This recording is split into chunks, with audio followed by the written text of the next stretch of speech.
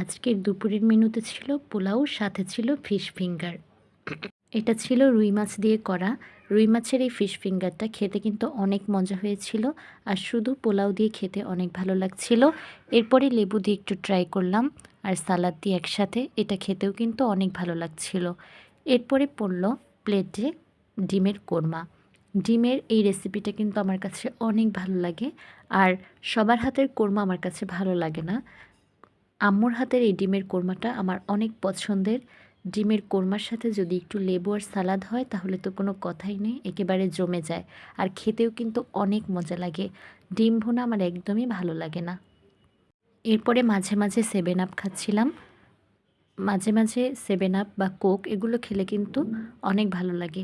এরপরে প্লেটে পড়ল চিকেন রোস্ট।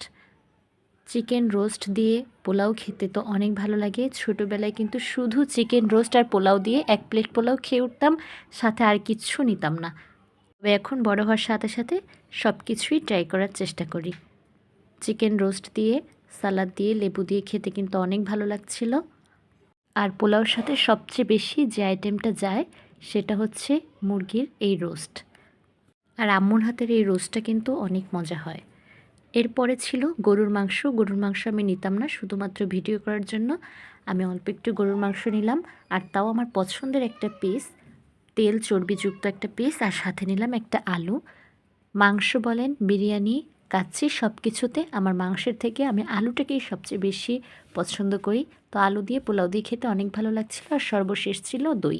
খাওয়ার পরে দই একেবারেই ভালো লাগে। আজ এ পর্যন্তই, দেখা হবে পরে।